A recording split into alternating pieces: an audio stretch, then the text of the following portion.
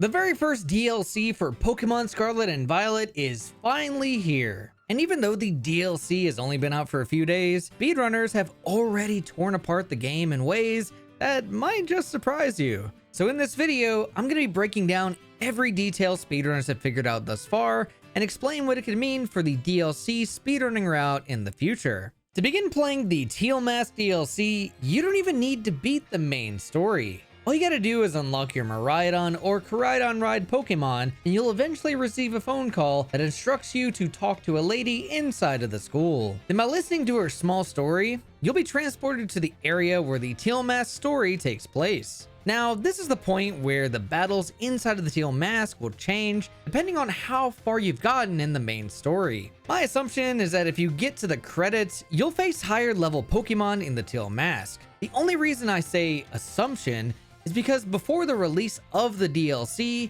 I did a speedrun of the game, obtaining all 18 badges, finishing the Gym Leader and Starfall Street main story paths, but never finished the Path of Legends or activated the Area Zero storyline. Then as I started the DLC, I was greeted with a level 12 Poochyena in the very first fight of the DLC. It's time. Oh no. Oh no. Does she know? Oh no. Oh no. Go easy on her. All right. As opposed to a level 60 Poochyena on my second playthrough that had already completed the main story. The interesting thing about the higher level version of the DLC is the inclusion of items on each of the trainer fights. Carmine and her brother Kieran are the main threats in the DLC, who come packed with focus ashes and berries at higher levels, but won't have any items at all at lower levels. And since these fights will be less of a pain to go through at lower levels, it's pretty safe to assume that the speedruns of the DLC will take place at these lower levels every single time. An interesting quirk that you might notice as you take on some of these fights in the DLC is that each of the Kieran and Carmine fights we take on have what I like to call Hop Syndrome. Because just like your rival Hop in Pokemon Sword and Shield, they'll waste precious seconds by commenting every single time you crit or use a super effective move against them.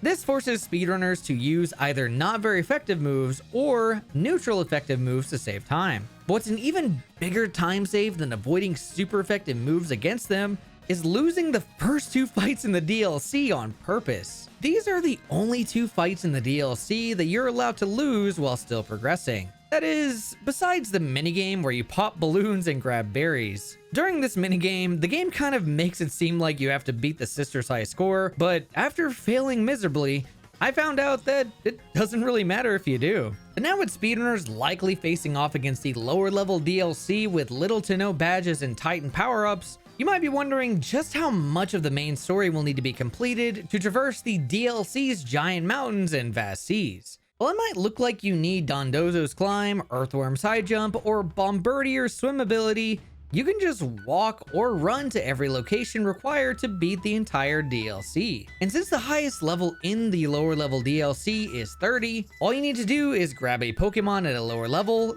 then use EXP candies and X items to sweep every fight. If I had to take a guess on who the best low level Pokemon will be for speedrunning the DLC, I'd put my money on Flamigo, Quaxly, Zangoose, Toxtricity, or a low-level ground or psychic Pokemon. But only time will tell who's the actual fastest DLC Pokemon will be. Now, so far, I've covered the first couple of Kieran and Carmine fights, but what about the rest of them? If you haven't played the DLC for yourself, here's your only spoiler warning for the fights you'll be taking on in the Teal Mask. So to start off, the DLC sets you off on a school field trip in the land of Kitakami. Once you're there, the teacher will assign you to the task of going to a couple of nearby landmarks. And since you're an outsider to this region, you're put into a group with the little brother Kieran. Kieran ends up fighting you 5 times, the big sister Carmine fights you 3 times, while the other 6 battles will be against wild story Pokemon. For the Kieran and Carmine fights, they'll both have an ever-evolving team that gives me a lot of confidence in Flamigo being used for the speedrun. The other fights, however, are a bit tougher for Flamigo, as Monkey Dory is a psychic type and Pheasantipity is a fairy type. But then there's the fight against Ogrepon.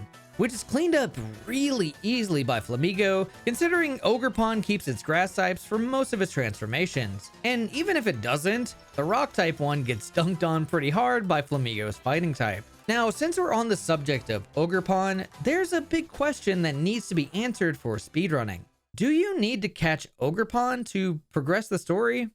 Unfortunately, yes. Even if you sell every single Pokeball in your inventory, one will magically appear in your hand and force you to catch it after beating Ogrepon. The only reason this is a problem is because you're required to bring Ogrepon to the final fight of the game. And if you try and avoid this by depositing Ogrepon, Carmine somehow knows it's in your PC and will ask you to pull it out for the fight. And when you bring more than one Pokemon to a fight, it'll ask you if you want to switch out every single time you KO a Pokemon. At the very least, you don't need to physically use Ogrepon in the battle, but the force text is pretty annoying time loss nonetheless. There is, however, one solution to this time loss that I regretfully figured out the hard way, and that solution is outright releasing Ogrepon before entering the battle. This will cause Carmine to be incredibly confused by your actions, all while saving time. However, I'm personally not super happy having to release it, considering I want to use Ogrepon for VGC, but honestly,